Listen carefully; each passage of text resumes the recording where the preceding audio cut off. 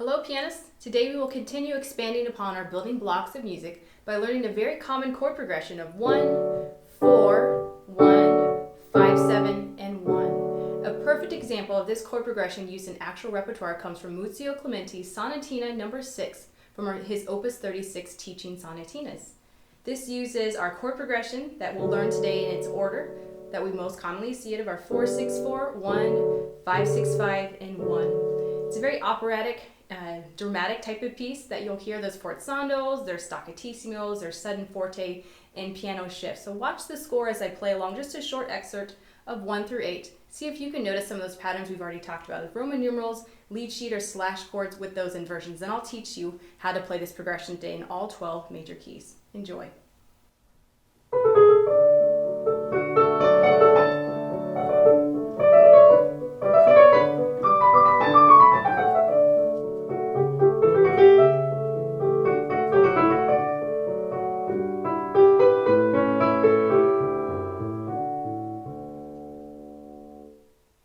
Alright, so let's get you learning how to play these chords. That way it's easier when you see it in repertoire. It will serve as great reduction practice as well.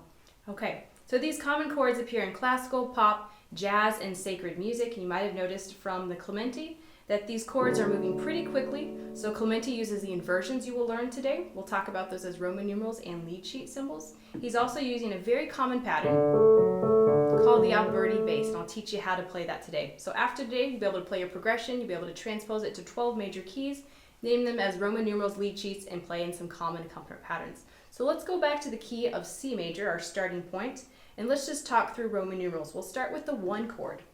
So this is built on the first scale degree of C major. 1 can really go anywhere, but we're going to first just start with 3 chords. It's going to go to the 4 chords. So you think 4th scale degree in the key of C, 1, 2, 3, 4, is F major.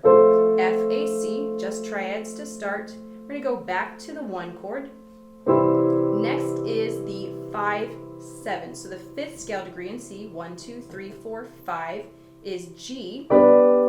These chords come from application. You notice Clementi used it as a 5, 7, so the 7th above G, 1, 2, 3, 4, 5, 6, 7, makes it a G7. We just play the notes out of our key, back home to 1. So our progression will be the 1, the 4, 1, 5, 7, back home to 1. So you might have noticed that's a lot of jumping between my hands. We're not going to play those as root position chords. It's kind of clunky to move around that way. Inversions sound better. It's easier just to move by seconds to change these chords. So we'll use the inversions that Clementi used as well. So to get to our 4 chord of an F, A, C, I can keep my C in place. All I have to change are the top 2 notes up to F and A. We're going to analyze the whole and half step patterns as we go. That way you can transpose it. So C to F over C. My middle note is going to move up a half step to F. Top note up a whole step to A. Back home to the 1. For the 5 chord, G, B, D, F, so I can keep my G in place.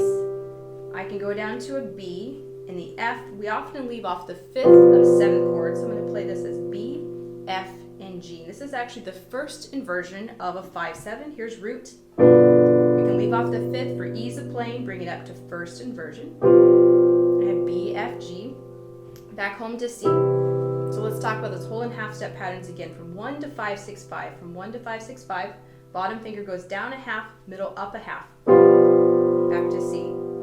So if you use these whole and half step patterns, you can transpose this to other keys. Let's try this out in D major, the key of Clementi Sonatina. D, F sharp A, the 1 chord, 4, 6, 4, second inversion, middle note up a half step, top up a whole. I have D, G, B, back down to the 1 chord home, to the 5, 6, 5, bottom finger goes down a half step, middle finger up a half step, top finger stays in place for C sharp, G, and A, back home to the 1 chord, D, F sharp, A. Friendly reminder on Roman numerals. Remember those numbers refer to intervals above the bass. So the 4, 6, 4 means it has a 6th and a 4th above the bass note. 1 is root position. 5, 6, 5, first inversion of a 7th chord. There's a 6th and a 5th above the bass note. That's how we get those figured bass numbers back home to 1. All right, let's apply some of those lead sheet symbols. Let's go back to the key of C major. So remember, lead sheet symbols are slash chords. Label these with letter names. So we have C major. All you need to have to write is C.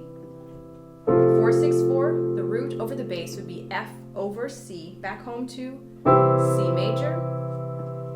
Next chord, G7 over B. We need to say the seventh as it's different than just the triad movement. Back home to C. I would practice that again, see if you can play it without watching your hands so you can memorize kinesthetically how it feels. That way you're ready to play it really quickly within repertoire. All right, let's go to the key of D major. Let's name lead sheets. We have D. 4, 6, 4 is G over D or G slash D. Back to D. 5, 6, 5. A7 over C sharp. Back home to D. I'm not going to go through all 12 major keys. That would take much too long in this video, but you can pause it there and transpose those to those other group 2 triads of A and E. Let's move to group 3 triads. Let's learn E flat. Let's say you want to accompany an alto saxophonist. They're in the key of E flat. There's our home key. Middle note up a half, top up a whole.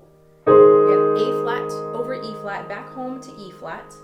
5, 6, 5, bottom finger down a half, middle one up a half, fifth finger stays in place. B flat 7 over D, back home to E flat. You can pause it there and practice A flat and D flat as well. Last group is 4. Let's go to B flat, a very common key for bands and jazz ensembles. Got to start here to be able to play your jazz chords. So B flat DF for the 1 chord, middle finger up a half, top up a whole. We have E flat over B flat, back home to B flat. 5, 6, 5, bottom finger down a half, middle up a half.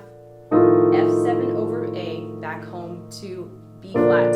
You can pause it there and also practice B and F sharp, and then you'll have all 12 major keys.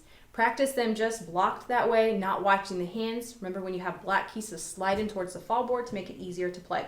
Okay, let's give you some next steps to really make this helpful for repertoire. We're going to play this in a variety of accompaniment patterns. I'm going to start with some of the simplest ones. Let's say you have a time signature of 2-4 or 4-4, and your left hand has to do something accompanimental while the right hand's playing chords or melody. So the first one is the broken chord accompaniment. I'll play it in both hands for some practice. Back in the key of C. Broken chord is the bottom note of the chord by itself, top 2 of the chord together. So C, E to G would work in a 2-4. You can also play the right hand as the chord. 4, 6, 4, C, F, A, C, E, G together. 5, 6, 5, B, F, G together. Back home to C. If you want to play in 4-4, simply repeat that pattern twice. You can play it staccato.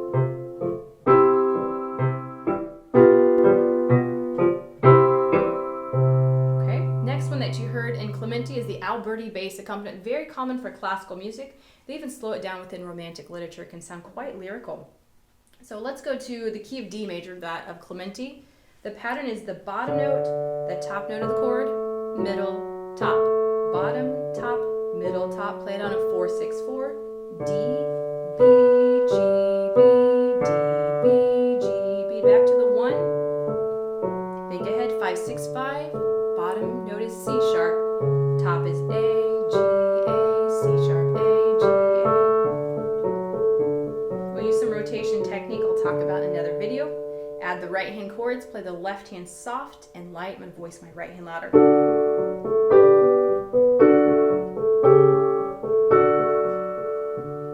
Last one would work within a 3-4, the last two rather. Arpeggiated chord. Let's go to the key of G major. Play the chord tones at separate times. G, C, E, back home to the 1. 5, 6, 5, F sharp, C, D. You can play it smoothly or you can play it staccato.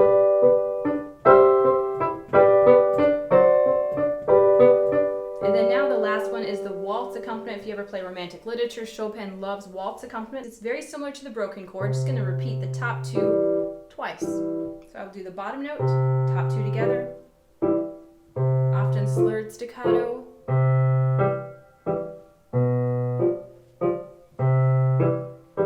Add the right hand chords for hand independence.